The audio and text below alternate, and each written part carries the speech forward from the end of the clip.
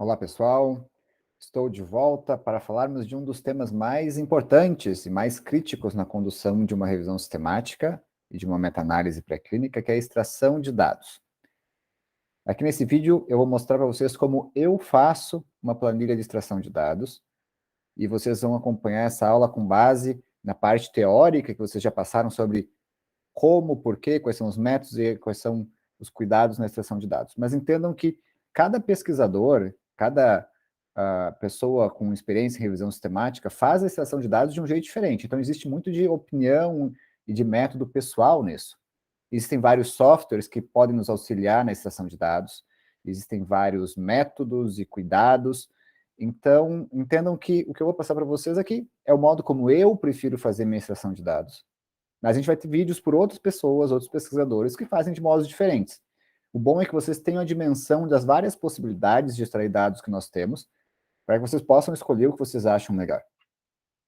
Então, quando a gente fala de construção de uma planilha de extração de dados, existem alguns cuidados antes que eu passe para a minha planilha.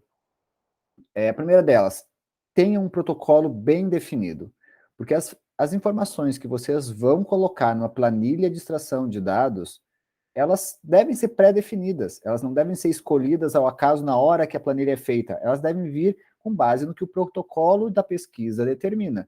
Então não se inventa nada na hora da extração. A planilha tem que ser pensada de antemão. Na planilha, o protocolo que gera a planilha tem que ser pensado de antemão. Se não existe um protocolo bem pensado, a planilha vai ser um caos. Então, não deixem para inventar. Claro, a planilha pode ser alterada, ou pode ser, né, o protocolo pode ser alterado ao longo da pesquisa, né? Mas é bom que a gente tenha uma coisa bem sólida para começar. Em geral, a gente vai estabelecer essa planilha com base nas variáveis de identificação de cada estudo que você quer incluir numa revisão sistemática, e depois a gente vai seguir mais ou menos na lógica do pico ou dos componentes de busca de uma revisão. A gente vai ter que extrair informações da população, informações da intervenção, informações do controle, se for relevante, em alguns casos pode não ser, em alguns casos é essencial, e por fim, informações em relação ao desfecho. Existem vários softwares que fazem extração de dados. Mas existem pessoas como eu que, na maior parte dos casos, preferem trabalhar com Excel para extração. Porque eu acho que o Excel dá uma liberdade bem grande para que se programe e configure a planilha do modo que é mais adequado. Eu geralmente trabalho da seguinte maneira: quando eu tenho uma revisão uma revisão sistemática pequena, com centenas de artigos, eu gosto de trabalhar com Excel. E eu gosto de me dar o trabalho de fazer toda a planilha de extração, inclusive fazer todo o processo de revisão e exclusão de duplicadas em Excel. Porque me dá uma liberdade, me dá mais trabalho, mas me dá maior autonomia e me dá maior domínio sobre o que está sendo feito, né? Quando eu tenho revisões temáticas maiores, com milhares de artigos, eu já faço esse processo todo em outros softwares, né? Então, existem softwares que vão nos ajudar na revisão dos estudos, né? O Ryan, por exemplo, é um dos mais famosos. Softwares que vão nos ajudar na extração de dados, aí a gente geralmente tem opções pagas, como Covidence, por exemplo, mas tudo pode ser feito no Excel. E é o Excel que eu vou mostrar aqui para vocês. E eu sempre, quando construo uma planilha de extração de dados, eu me baseio em duas coisas que são bastante importantes: na auditabilidade e na rastreabilidade. O que significa isso? A planilha de extração de dados, seja no Excel ou num software específico, ela tem que ser auditável. O que significa isso? Se um revisor perguntar para vocês por que esse artigo X não foi incluído, vocês têm que ser capazes de encontrar na planilha de vocês quando esse artigo foi analisado, por qual revisor e o motivo pelo qual ele foi negado. Se vocês não forem capazes de responder a isso, o processo de revisão de vocês não é auditável, né? E aqui, por auditabilidade, outro modo de entender isso é transparência. Então, isso é bastante importante na revisão sistemática, e rastreabilidade também é importante, que são relacionados, né? Cada passo que vocês têm em uma revisão, em um processo de revisão sistemática deve ser rastreável, para que vocês possam, se for possível, voltar para corrigir um erro, que vocês possam encontrá-lo. Por isso, numa planilha de extração de dados, nunca se exclui nem se deleta nada. A gente pode trabalhar com filtros, mas não se costuma deletar nada. Bom, dito isso, eu vou passar para uma planilha de extração de dados com um exemplo aqui que eu montei para vocês. E eu vou fazer desde o processo de exclusão de duplicatas, né? Então, o que nós temos aqui? Nós temos uma sequência de 24 artigos. Esses 24 artigos vindo de 3 bases de dados, do PubMed, do Scopus e do Web of Science. Então, o que eu tenho primeiro aqui na descrição do artigo? Informações básicas do próprio artigo. Nós temos o autor, o ano. Vou dar um zoom aqui para ficar melhor, para que vocês enxerguem. O autor, o ano, a revista, o título e a base de dados. A base de dados que ele foi encontrado, né? Uma coisa importante, notem que está tudo em inglês. Eu prefiro que seja em inglês, porque é possível que eu coloque a base de dados como material complementar do artigo que eu vou vir a publicar. Então, né, é melhor que esteja em inglês por esse motivo.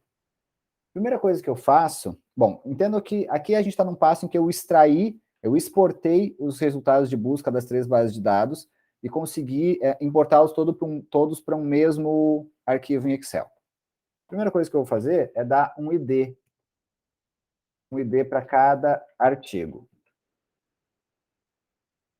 Esse ID vai ser mantido mesmo os artigos que vierem a ser excluídos. Por quê? Porque assim eu tenho um identificador único para cada coisa, né? Eu não corro o risco de perder nada. Primeira coisa que a gente tem que notar aqui, existem artigos que estão duplicados, o que é natural em toda a base de dados, né? Como é que a gente pode excluir duplicatas no Excel?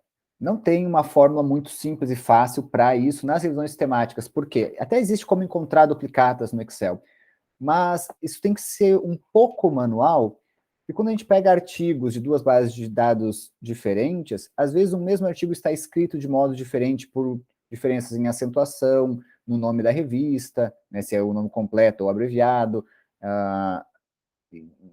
características como, por exemplo, como que a base de dados coloca letras gregas, se bota ômega como um caractere ou escreve ômega como uma palavra. Então, corre-se o risco de que uma fórmula que se confie cegamente não funcione, né?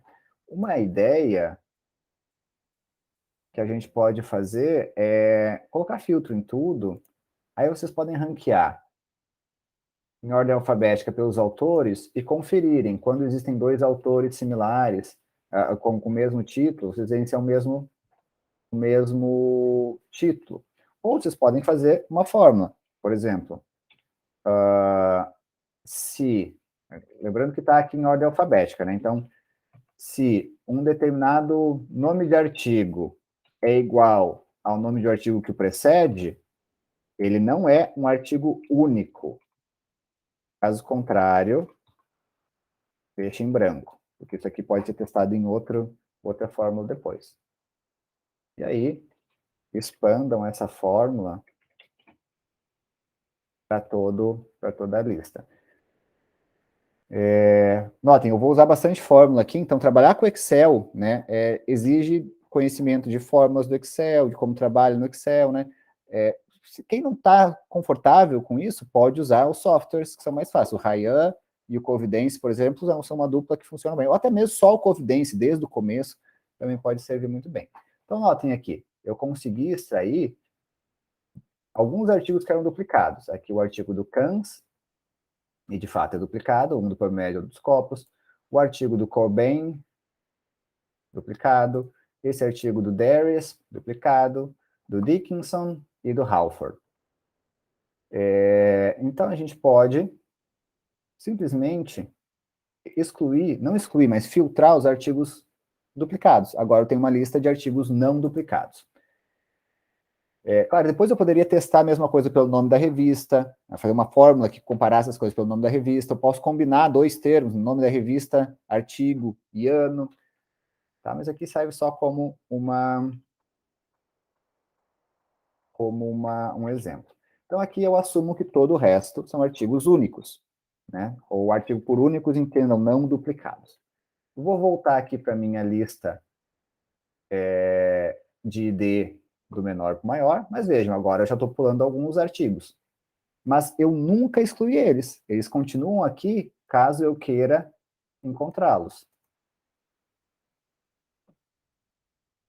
Na verdade, eu perdi os duplicados quando eu fiz aquela... Quando eu fiz aquela... Quando eu botei não para todos. Então, vamos fazer de novo aqui rapidinho. Aí para a gente ver de novo. Então, eu ranqueei os autores de A a Z, fiz uma fórmula em que, se um determinado título é igual do título que veio anterior, então ele não é um artigo único. Caso contrário, eu deixo em branco.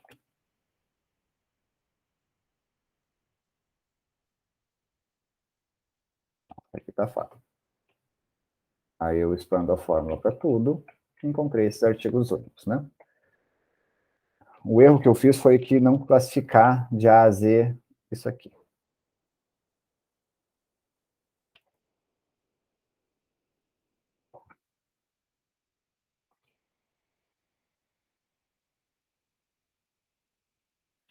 Nesse caso aqui, para facilitar, vamos fazer o seguinte.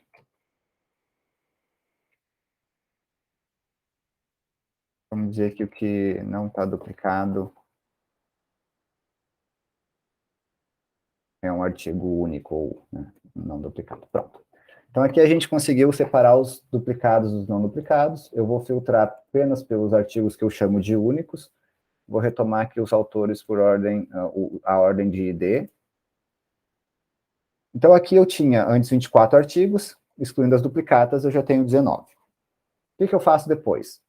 Eu posso fazer todo o processo de seleção dos artigos aqui mesmo no Excel. Como é que eu organizo isso? Primeira rodada é pelo título e resumo. Então, vejam aqui que a gente tem TIAB aqui, por avaliação de título e resumo, para o revisor 1, para o revisor 2, a comparação, resultado, resultado final. Então, vamos fazer um exemplo aqui, tá? Como é que a gente pode fazer isso? Primeiro, não é obrigatório que na avaliação de títulos e resumos nós tenhamos o motivo da exclusão. O Prisma só pede que a gente faça isso na avaliação de texto completo. Então, aqui basta dizer sim ou não. Alguns softwares vão dar a opção de usar o unclear, quando vocês não têm certeza. Eu não gosto de usar o unclear, ou maybe, para avaliação do resumo de qualquer coisa. Então, sempre que vocês têm dúvidas sobre se algo deve ser incluído ou não, incluam, para dar a chance de que aquilo possa ser reavaliado nos textos completos. Então, vamos aqui colocar...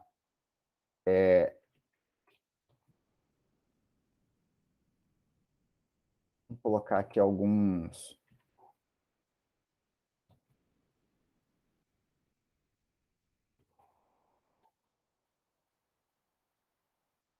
resultados aleatórios,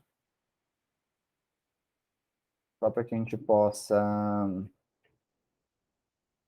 fazer uma comparação. Então, a gente tem aqui a avaliação do revisor 1 e do 2 sobre os títulos e resumos em relação a esses artigos aqui. Entendendo que esses artigos, eles foram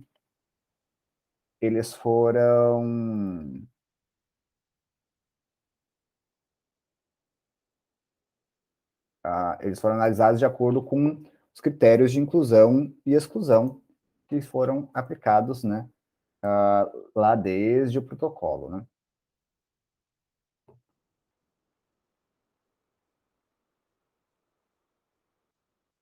Dados de uma forma, não sei porquê, mas enfim, está resolvido.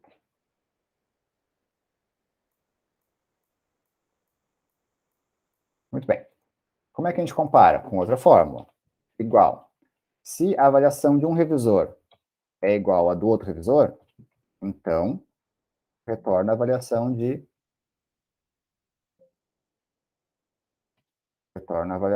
qualquer um deles. Caso contrário, vocês marquem com alguma palavra que indiquem a vocês que existe um erro. Muito bem. Aqui ambos os revisores marcaram que sim, então sim. Aqui ambos os revisores marcaram que não, então não. E aqui, o erro. Nessa coluna de resultado, a gente vai botar a mesma coisa daqui. Opa. Mesma coisa daqui, com a diferença de que a gente vai resolver os erros. Resolver como? De acordo com o protocolo de vocês. Se for por consenso dos revisores, os dois revisores entram em consenso e decidem que esse aqui não entra, ou esse aqui entra, e por aí vai. Caso se o protocolo de vocês disser que a gente precisa de um terceiro revisor, o terceiro revisor toma essa decisão. Aqui a gente pode filtrar novamente, né? A gente pode tirar esse filtro aqui, para agora filtrar pelos resultados. A gente quer só aqueles que foram considerados incluídos na fase de revisão. Aí a gente vai ver os PDFs, e é bom colocar os PDFs como uma coisa à parte, quais que a gente encontra e quais que a gente não encontra. Então, vamos dizer que a gente encontrou vários, mas nós perdemos alguns. Vamos ver aqui, qual é o mais lado B aqui para a gente excluir? Não, só ficaram os... Esse aqui é bem lado B, a gente não encontrou esse aqui. Então, só vai passar para a fase, agora a segunda fase, né, de revisão. FT vem de full text. Revisor 1. Aqui, o motivo da exclusão para o revisor 2. Full text revisor 2, motivo de exclusão, porque no texto completo a gente precisa dos motivos de exclusão, né? Então, a primeira coisa que eu faço é tirar os que não tem PDF, que a gente não vai ter texto completo. E aí, dependendo do protocolo de vocês, vocês podem ir atrás do autor para procurar textos completos e, bom, pode variar de acordo com o protocolo, né? Então, tá. Revisor 1, a gente vai de novo marcar como um ou não. E motivos para excluir. Eu gosto de fazer uma coisa que é travar o preenchimento das colunas para motivos pré-definidos, para que os revisores não coloquem qualquer coisa ali. Isso vai nos ajudar depois para fazer as fórmulas de comparação. Para fazer isso, a gente pode fazer uma validação de dados. Então, eu só vou permitir que essas colunas do motivo de exclusão sejam preenchidas com um dicionário de variáveis que eu tenho aqui na planilha 2. Então, olha aqui. Aqui eu tenho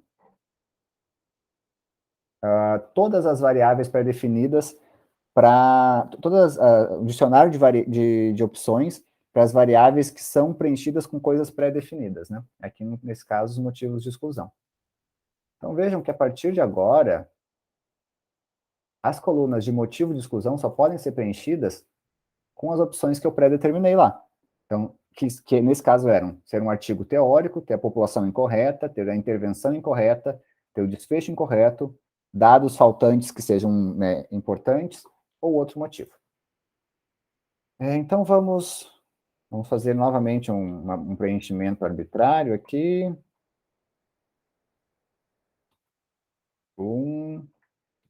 E aqui para o 2.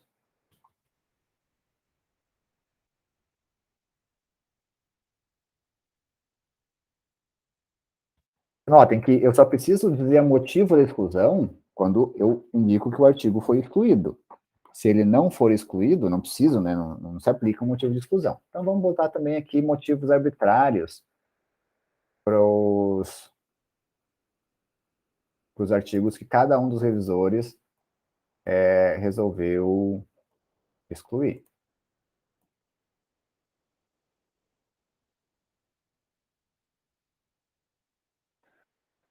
Então, vamos comparar agora o resultado da avaliação de textos completos e o resultado da comparação dos motivos de exclusão. Então, se a comparação de um revisor é igual a do outro, opa, faltou o C. Então, C, o resultado deste revisor é igual ao do revisor 2, eu peço que me retorne qualquer um deles. Caso contrário, eu peço que me indique um erro.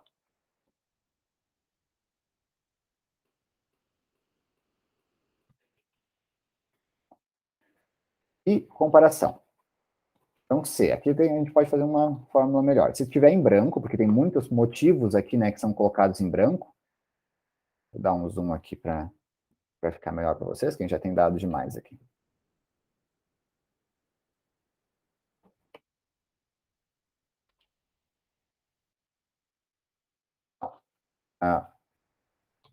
C. A coluna está em branco, porque ela foi não foi preenchida porque foi considerada incluída, retorna em branco. Caso contrário, se a opinião de um revisor é igual à do outro,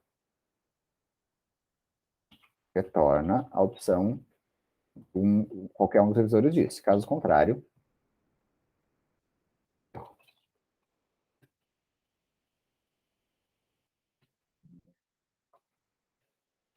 certo? Certíssimo. Então,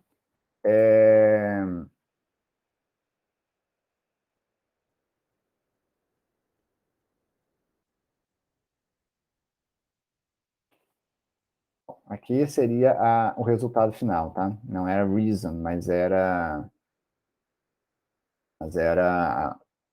resultado, né? Então, aqui a gente vai basicamente corrigir os erros, né? Então, copia e cola.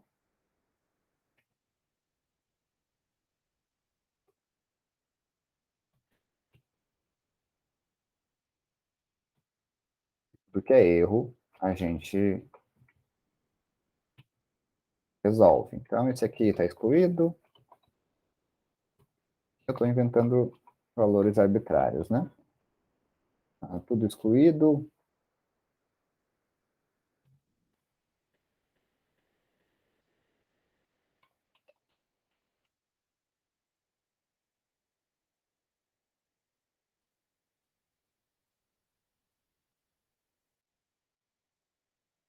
Deixa eu mudar uma coisa aqui, porque só para não ter tudo erro. Só para ficar melhorzinho. Pronto, deu certo. Ó. Quando os dois revisores concordaram com o mesmo motivo de exclusão, a gente já tem isso automático aqui. E vamos colocar a mesma coisa aqui para os erros, tá?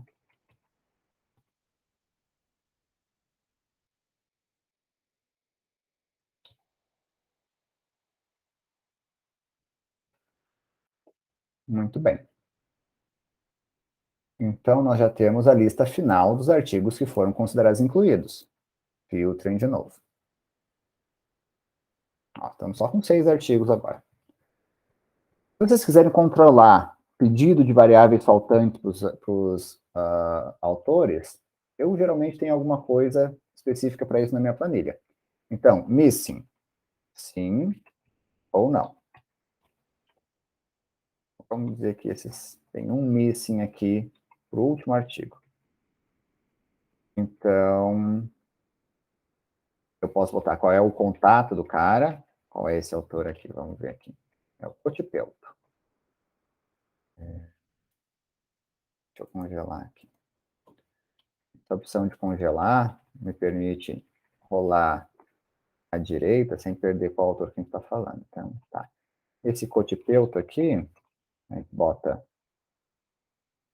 dia que a gente fez o contato para ele, qual foi o e-mail dele, cotipelto@stratovarius.fi. Quando que eu fiz, se eu fiz algum reminder para ele, talvez depois de uma semana. Quando que ele me respondeu? No dia 1º de abril. Podia dar mentira, porque ele não me respondeu. Então, aqui eu tenho até uma rastreabilidade dos contatos que eu fiz com os autores. Muito bem, tudo isso é parte que vocês podem fazer em qualquer sistema, né? Podem fazer no Ryan, podem fazer, enfim, qualquer outra coisa. Extração de dados começa agora. Mas aqui eu estou montando a planilha completa para vocês. Então, vejam.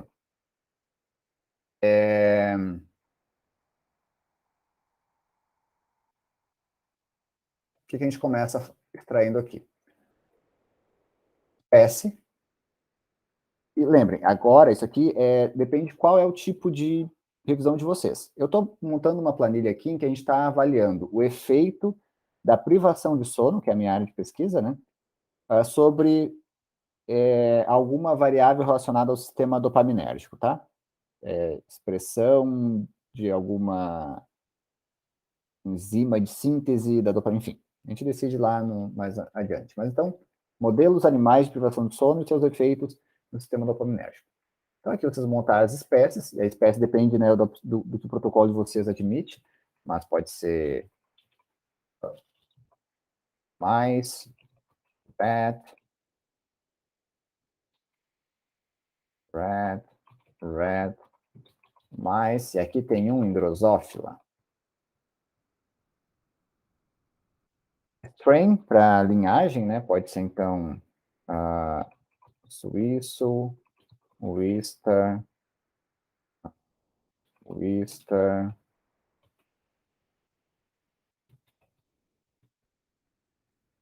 Ardole, e esse aqui é suíço também. Sempre quando uma coisa não se aplicar, coloquem não aplicável, né? Eu não conheço linhagens de drosófila. Sexo. Sexo pode ser pré-definido. Aqui eu botei aqui uma pré-definição. Machos, fêmeas, ambos ou outro. Ou também pode ser não descrito. Para que isso? Porque aí eu posso proteger essa coluna aqui para só ser preenchida com a lista dos valores que eu informei aqui no meu dicionário de categorias. Então, isso aqui facilita porque eu só posso botar isso, né? Só essas opções.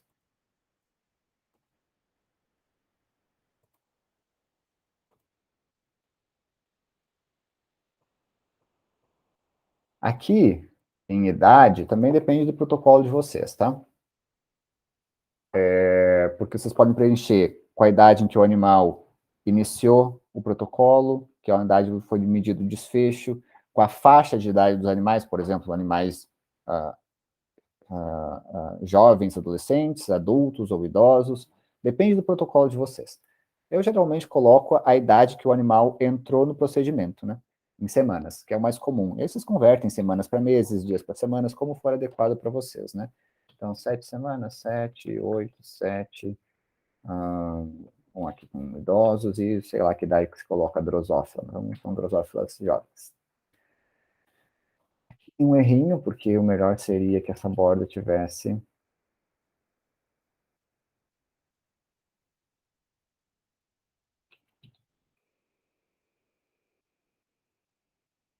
aqui. Não que eu precise ter borda, né? Na verdade, eu prefiro fazer uma planilha, a planilha mais simples possível, sem cores, bordas, nem nada assim. A gente tem que saber usar as ferramentas do Excel em filtros, enfim, fórmulas, mais do que, né, encher de cor, porque as cores são arbitrárias, né? O que tu acha que é uma cor, sinaliza uma coisa, serve para ti. Fórmulas servem para o Excel de qualquer pessoa ao redor do mundo. Aí aqui eu coloco o número de grupo de animais do grupo experimental e do grupo controle. Então, também aqui arbitrário, vamos colocar qualquer coisa. E aqui muitas moscas, no grupo experimental e no grupo controle.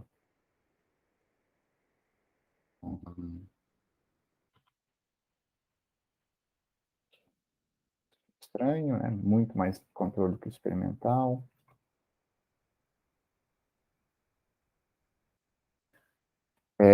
Com isso, a gente pode supor qual é o N total, né? Vejam aqui, né? O N total é a soma dos dois grupos, né? Tem uma consideração importante, né? Existem casos em que um mesmo estudo, um mesmo artigo vai gerar dois estudos. Lembrem que a unidade de análise, de uma meta-análise, de uma revisão sistemática, não é o artigo, mas são os estudos ou as comparações que estão num artigo. Pense em um artigo que tem três grupos. Um grupo controle, um grupo que recebeu uma intervenção farmacológica em dose baixa e outro em dose alta. Se o protocolo de vocês permitir, vocês podem incluir duas comparações, controle contra dose baixa e o controle contra dose alta. Mas em cada extração, em cada linha de extração, a gente só tem espaço para dois grupos, né? Porque uma comparação é feita entre dois grupos. Se isso acontecer, o que vocês têm que fazer é inserir uma nova linha logo abaixo do artigo que vai ter uma segunda comparação. Vamos dizer que aqui é o Osborne.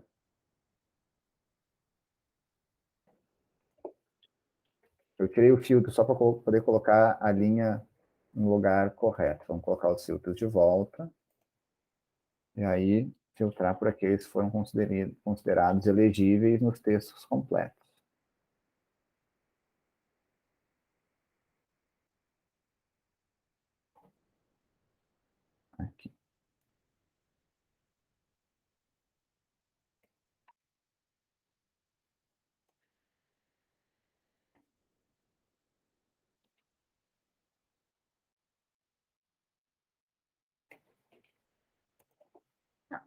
também preciso copiar todas as informações do Osborne, né? Tudo que não seja, né, diferente. Muito bem. Ótimo. Agora, então, vamos filtrar tudo de novo. Só o que eu tenho PDF. Do que eu tenho PDF aqui, só os que foram considerados incluídos. Bacana. Vejam que o Osborne foi duplicado. Por quê? Aqui, ó, tem uma coisa que eu esqueci de passar para vocês. Essa coluna aqui, comparação. Eu chamo cada caso em que a gente compara um grupo controle com um experimental de comparação. Então, o Osborne tem a comparação 1 e a 2. Todos os outros têm a comparação apenas 1. E aí, a comparação 2 vai ter o mesmo grupo controle, mas pode ter um outro número de grupos experimentais, né? Aí, aqui está meu modelo animal. Lembra que isso não está no pico tradicional para animais, né? Um modelo, em geral, está dentro da população, mas pode ser separado como um domínio à parte. O Circle costuma chamar esse componente de busca de modelo. Então, a gente tem informações sobre qual é o modelo, né? Lembra que eu estou falando de privação de sono, que é a minha área de pesquisa, aqui eu tenho que extrair dados sobre privação de sono. E eu quero saber qual tipo de privação de sono foi feito, por qual método, qual a duração e qual é o tipo de grupo controle. E eu tenho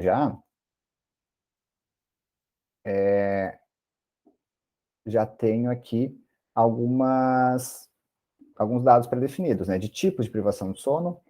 Vamos colocar alguns modelos de privação de sono. Uhum.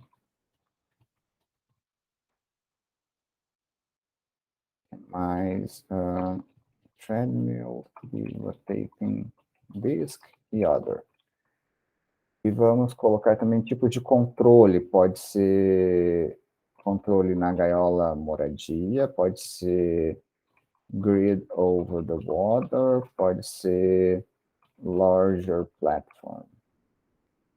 E pode ser outro. Por que isso? Porque agora eu vou proteger todas as minhas colunas para poderem ser preenchidas apenas com o que me interessa para cada um deles, né? Então, qual é o tipo de privação de sono que eu posso ter? Essa daqui. Qual é o tipo de os métodos de privação de sono que eu posso ter? Os que eu defino aqui. Por que isso aqui é importante? Extração em duplicata é uma coisa que é muito recomendável, mas é uma trabalheira enorme, né? O que eu quero dizer por extração em duplicata? Quando duas pessoas extraem os dados de uma mesma grupo de artigos, né? É recomendável, como uma recomendação formal da Cochrane. O Circle nunca gostou muito disso, porque por causa do trabalho, né? Mas cada vez mais se pede isso, principalmente para revisões grandes, né? Então, vocês vão ter duas pessoas extraindo dados, que elas extraem os dados com base em alguma coisa consolidada, para depois a gente possa comparar. Então, aqui eu só posso marcar o tipo de privação de sono que está na minha lista pré-determinada, né? Então, tá aqui. Mesma coisa para o método de privação de sono. Vocês podem... Aqui eu estou botando arbitrariamente, só para, né, a gente poder preencher. A duração, nesse caso, poderia ser em horas, né? 72 horas, 24 horas, 36 horas, 48, 72, 96. E o controle, qualquer coisa aqui.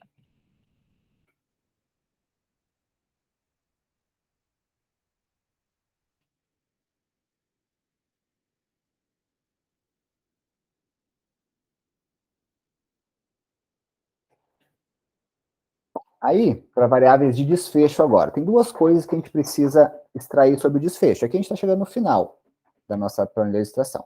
Primeira coisa que a gente tem que extrair sobre o desfecho. Características de como o desfecho foi medido, extraído, analisado, isso pode ser bastante importante. E a segunda é o resultado, de fato, do que foi medido, né?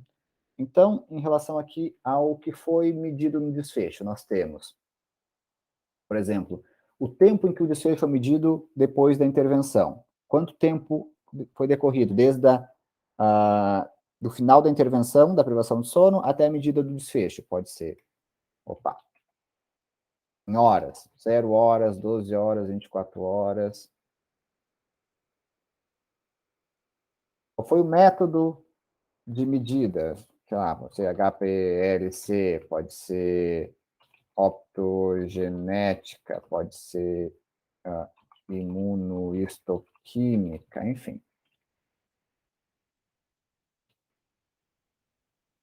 Qualquer coisa. Não que isso faça sentido agora, né? Mas para a gente ter...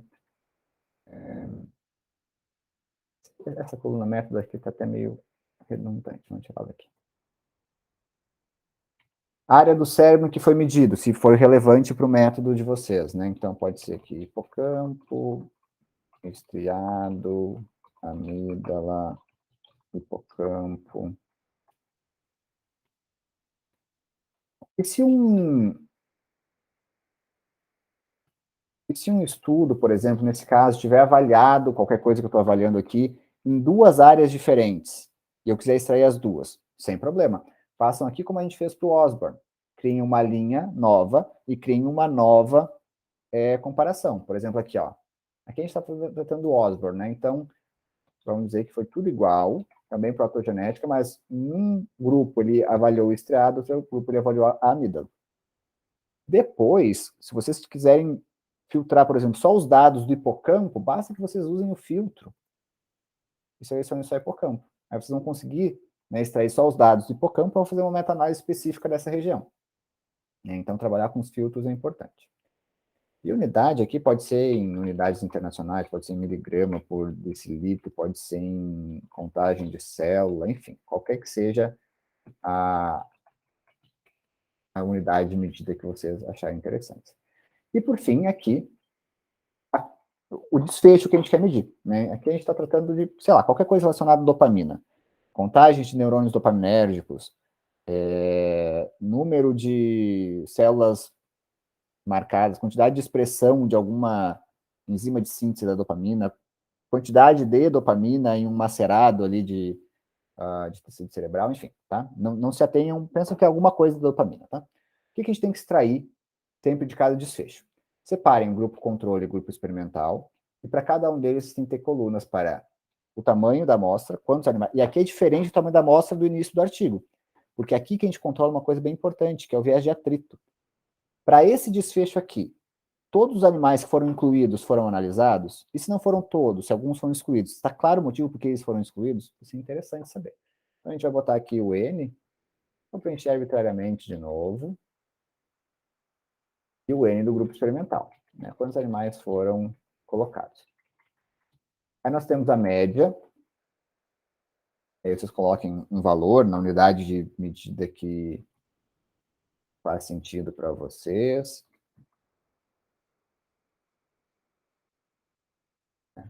Aí a gente tem isso aqui faz uma grande diferença, né? Erro padrão, desvio padrão e erro padrão da média. Cálculos de meta-análise, para as meta-análises de desfechos contínuos, são sempre feitos com base em média e desvio padrão. Muitas vezes, os artigos que a gente está querendo extrair esquecem o desvio padrão e, por motivo unicamente estético, para que o gráfico fique bonito, eles preferem usar o erro padrão da média ao invés do desvio padrão. Se nós confundirmos na extração erro padrão com desvio padrão, a gente vai estragar a meta-análise. Por quê? Para uma mesma dispersão de dados, o valor do erro padrão é muito menor. Então, se a gente confunde erro padrão, assumindo que ele seja desvio padrão, a gente aumenta o peso daquele artigo na meta-análise. Inclusive, é uma dica para quem analisa meta-análise de outros artigos. Às vezes, num grupo de, sei lá, de 10, 20 artigos em uma meta-análise, se um artigo tem um peso muito, muito, muito grande em comparação aos outros, esse pode ser uma causa desse erro, né? Porque quando eu troco o erro padrão por desvio padrão, eu superestimo o peso daquele artigo, né? Porque eu aumento a precisão do artigo. Então, a gente nunca pode confundir. Então, extraiam os dois na sua coluna adequada, né? Então, vamos sair aqui dados, valores arbitrários.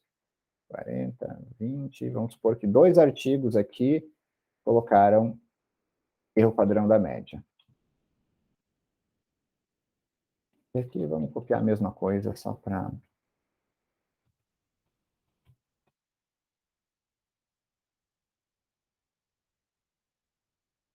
Às vezes copiar e colar com filtros não dá certo, então a gente podia ter ranqueado de uma outra maneira, mas agora... Tá.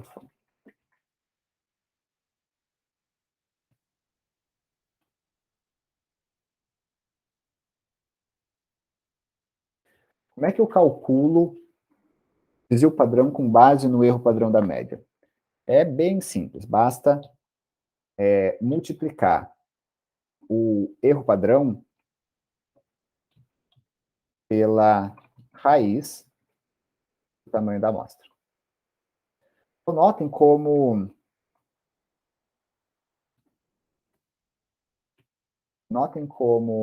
aqui o desvio padrão é muito maior do que o erro padrão da média. Imagina se um caso em que o desvio padrão é 41, o autor colocou no artigo o erro padrão de 12. Se eu considero, na verdade, 12 ao invés de 41, eu estou fazendo 1/3 do desvio padrão real, né? Então, acaba sendo um problema. Então, vejam só, aqui a gente terminou. Vocês poderiam, se vocês tivessem mais desfechos, bastaria, por exemplo, duplicar a coluna de desfecho. Aqui vocês botariam, sei lá, serotonina. Né? E aí vocês estariam um próximo desfecho. Né?